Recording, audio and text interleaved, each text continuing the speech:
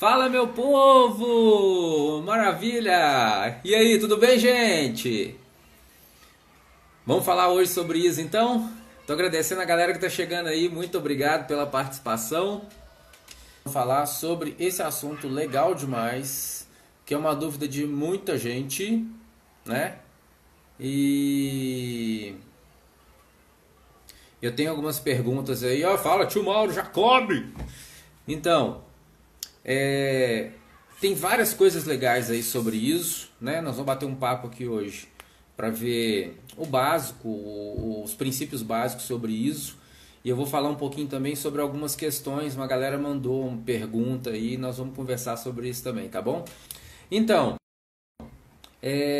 afinal de contas, o que é esse ISO, né? Tem um troço muito louco aí que é o ISO. Ele está relacionado a sensibilidade, a qualidade de imagem, entre outras coisas.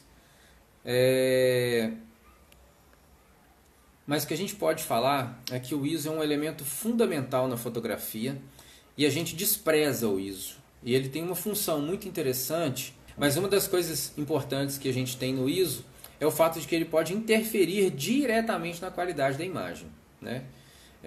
E esse é o nosso grande receio, né? A gente trabalha com fotografia, a gente vê que é um elemento que às vezes a gente deixa no automático, eu vi muita gente deixar no automático, e o ISO ele vai contribuir muito, muito, muito, muito na nossa fotografia, né? Então o ISO é um elemento técnico, ele está dentro do tripé da fotografia, né? Nós temos aí diafragma, obturador ou velocidade e o ISO como um dos elementos que vai contribuir na formação da imagem, pensando em luminosidade.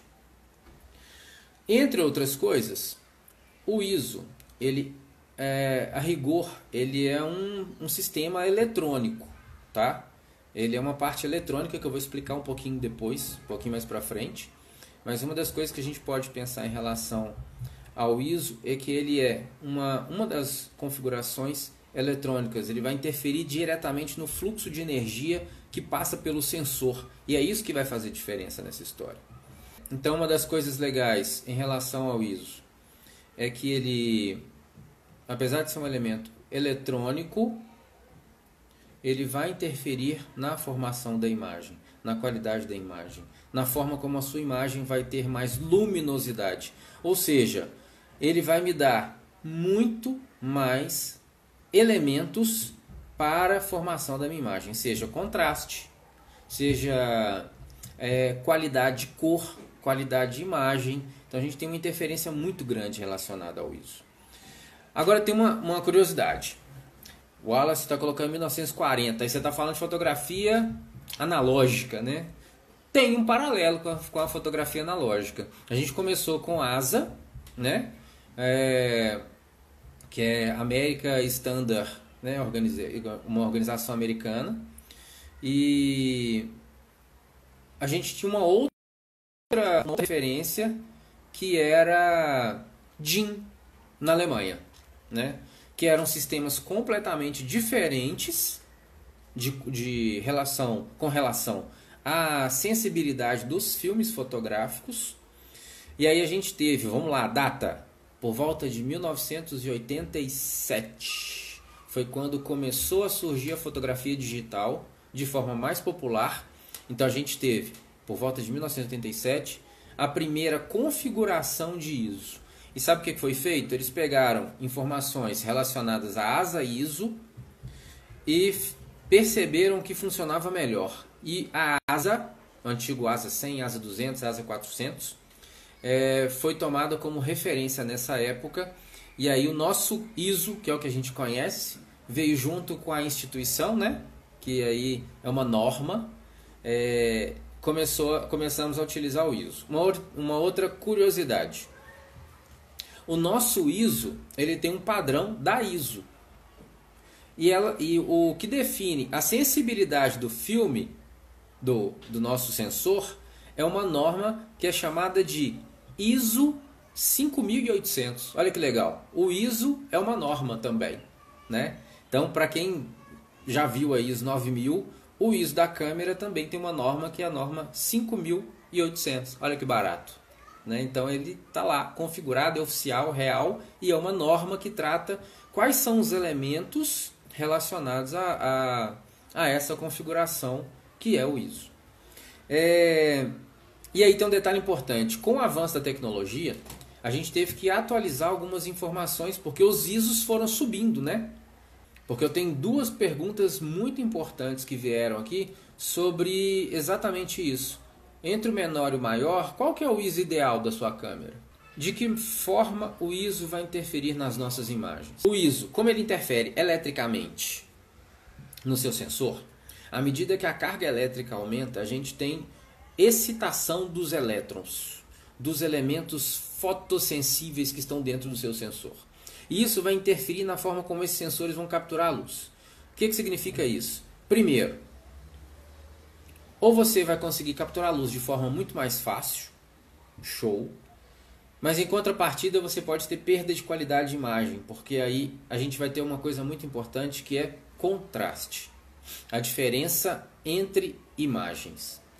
Se a gente vai ter uma variação muito grande do padrão de cores, do degradê de cor, né? Então, quanto maior o meu ISO, menor é o meu degradê de cores. Isso pode ser um problema quando você precisa trabalhar com imagens com volume, uma quantidade, uma qualidade de cores muito maior. A gente tem que pensar nisso, né? Segunda coisa, a gente pode ter problemas relacionados ao que é dito como granulação. Me fala aqui, quem entende granulação? Dá um joinha para mim, por favor. Todo mundo já ouviu falar desse negócio? Granulação? Será que o termo correto é granulação? Manda aí. Agora, importante, show, beleza, todo mundo está entendendo, tá lindo. Então, o termo granulação surgiu com a fotografia analógica. A Alminda mandou aqui falando que a fotografia, o ISO, veio nas câmeras de filme, verdade.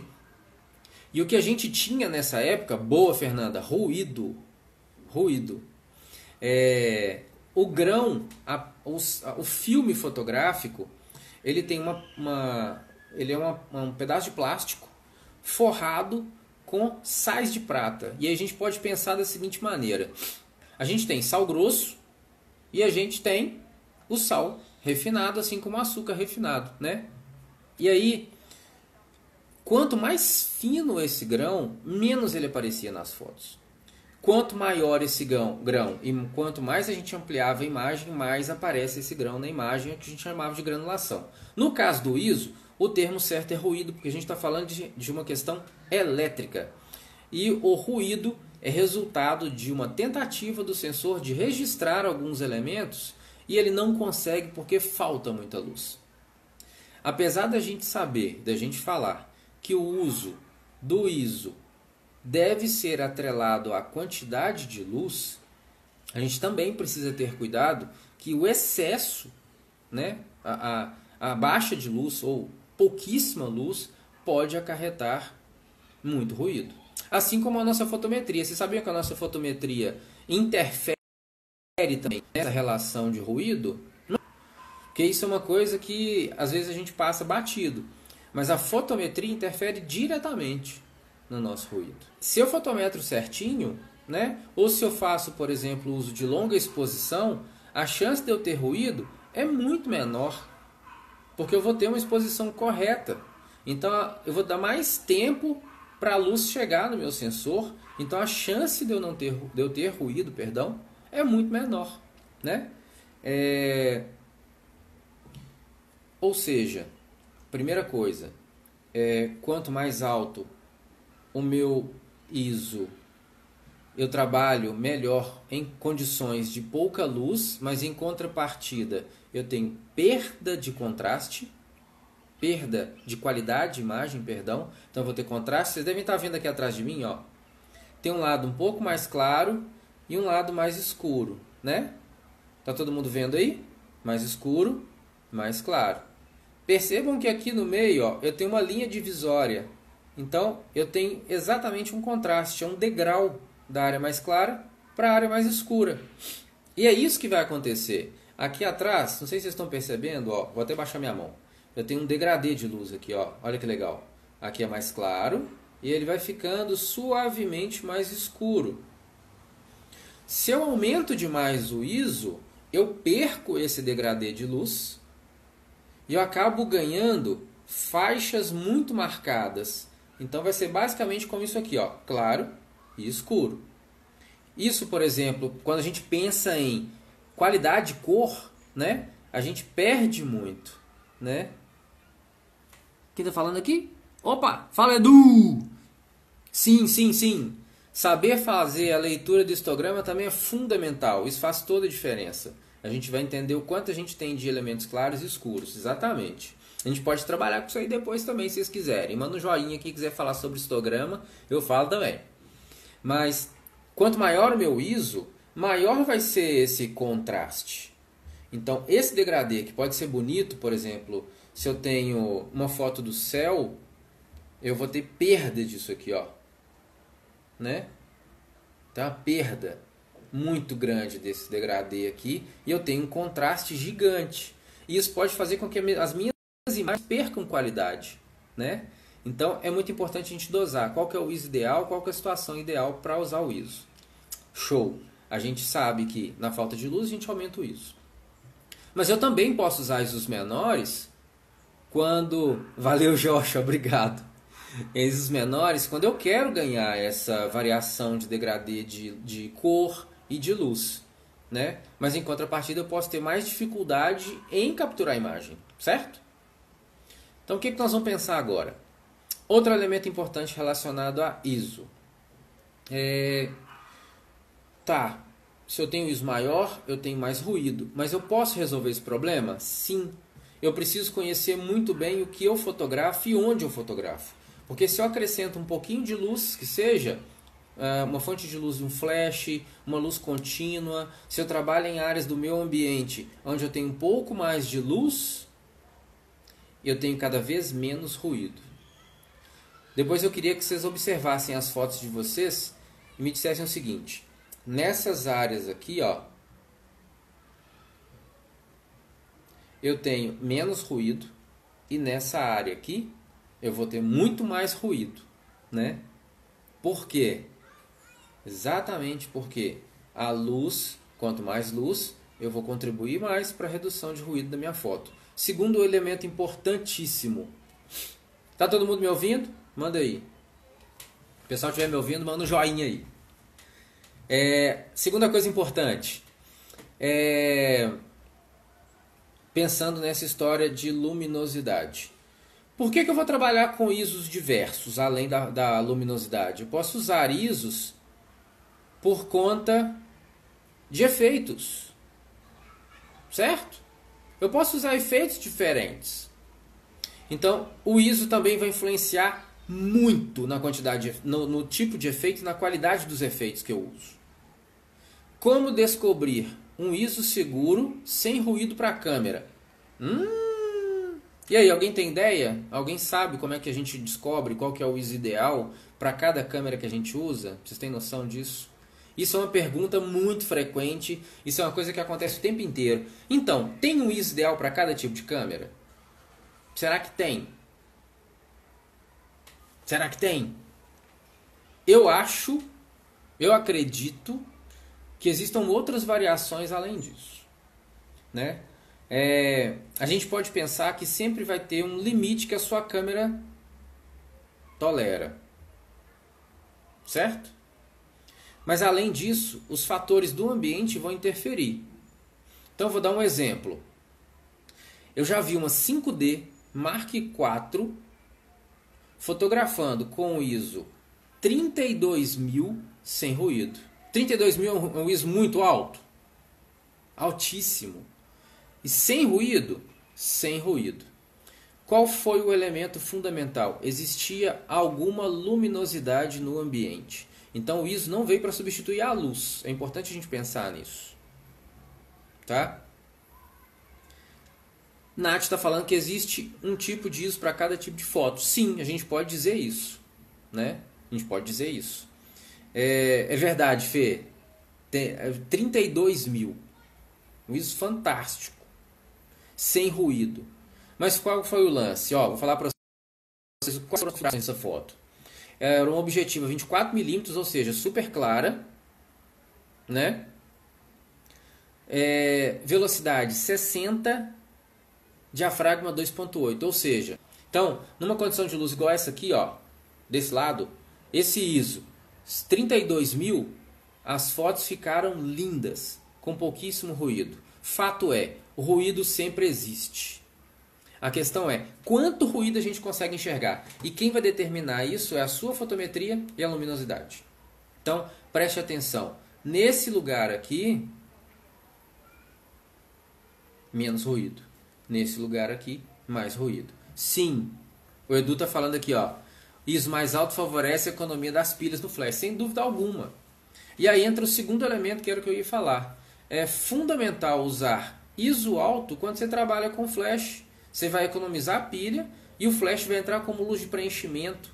E ele vai ajudar muito para que você tenha redução na quantidade de ruído também. Porque se eu consigo projetar alguma fonte luminosa, eu com certeza reduzo a possibilidade de ter ruído na cena. E importante, o fato de eu conseguir ISOs mais altos, e aí vai a primeira dica, é porque eu consigo capturar a luz ambiente. Quanto mais alto o meu ISO, mais luz ambiente eu consigo pegar. Isso é importantíssimo, isso é fundamental para que as minhas fotos tenham o equilíbrio. Segunda coisa, e aí eu vou falar, completando aqui a história do ruído. Eu vi também uma foto 6D. Ela estava com umas 50 milímetros em 1.8, ISO 12.800. E ainda assim a gente teve ruído. Ou seja, são duas câmeras completamente diferentes, né? Então a gente teve primeiro uma variação de qualidade de equipamento, aí a gente tem o processador da câmera que interfere muito, tem o sensor da câmera que interfere muito, né? E em duas situações com ISOs muito diferentes, a gente ainda teve ruído, certo? Então mais uma vez, luz, sempre luz. O Joshua está perguntando aqui, eu consigo fazer fotos de qualidade em ambientes de pouca luz alterando o ISO? Sem dúvida alguma. Dá para trabalhar com fotos em ambiente com pouca luz. Pouca luz significa que ainda existe alguma luz, então a gente pode trabalhar com uma variação de ISO maior e ter fotos maravilhosas. Inclusive é fantástico, né? Tem uma turma muito grande, eu acho que o Estevão é um deles, adora trabalhar com luz ambiente, né? Então, estou escorregando aqui. Com luz ambiente. Então, você trabalhar com essa variação de ISO é que vai te dar essa variação de luminosidade também muito importante. Outra coisa legal. Vamos pensar aqui. A gente pode usar ISO quando a gente vai trabalhar com fotografias de longa exposição. Aquelas fotos de estrela, foto de água, cachoeira, certo? Nesse caso, por exemplo, eu posso trabalhar com diafragmas super fechados, com ISOs baixíssimos e ainda assim ter uma fotometria, uma luminosidade linda, perfeita, porque eu vou trabalhar com velocidades menores. É sempre uma interdependência, né? Olha lá, ó, o Edu tá falando que adora fotografar Via Láctea. 5.6 ISO, 3.200, 30 minutos de exposição. Isso aí. É isso aí. Quanto mais baixo seu ISO, maior vai ser o nível de qualidade, melhor vai ser a resolução, melhor vai ser uma série de informações que você vai ter, né?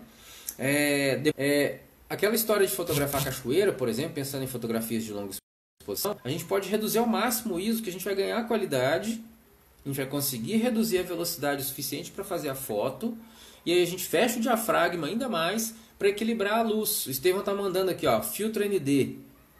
Filtro de densidade neutra. Fantástico, né? Chega uma situação, por exemplo, que você não consegue baixar tanto o ISO, você não consegue diminuir a luminosidade o suficiente para que você consiga fazer fotos de longa exposição.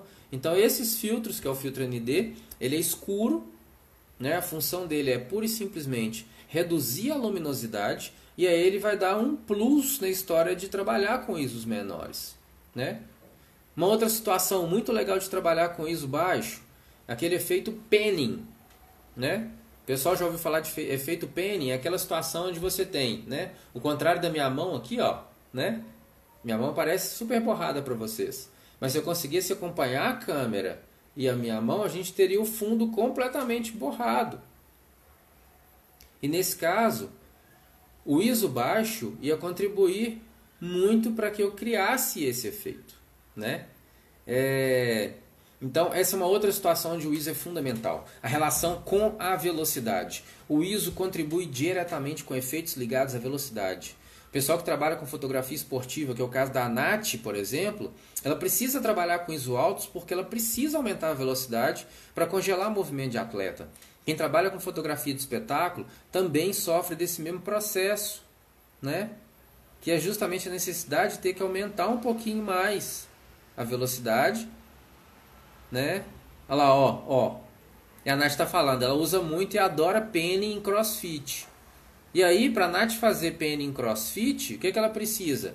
Baixar um pouquinho o ISO, para ter que baixar um pouquinho a velocidade, para conseguir acompanhar o movimento e o fundo parecer completamente borrado. Então, o ISO ele é muito mais do que só luminosidade, né? Ele é muito mais do que só a qualidade da imagem. Ele vai contribuir muito para os efeitos da foto, né? Então, ele é o nosso aliado na função de criar efeitos, porque ele vai contribuir com o nosso obturador na questão de conseguir congelar o movimento mais eficientemente e de conseguir gerar efeitos de movimento também, né? Sem ser congelamento, mostrar o movimento, né?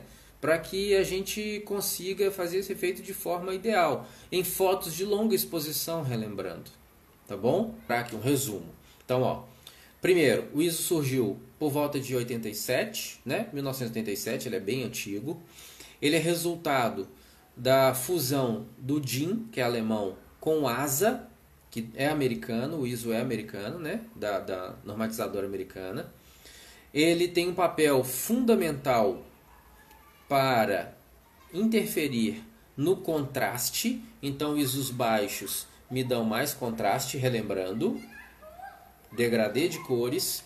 ISOs altos me dão alto contraste, aí eu tenho degrau de luz e degrau de cor.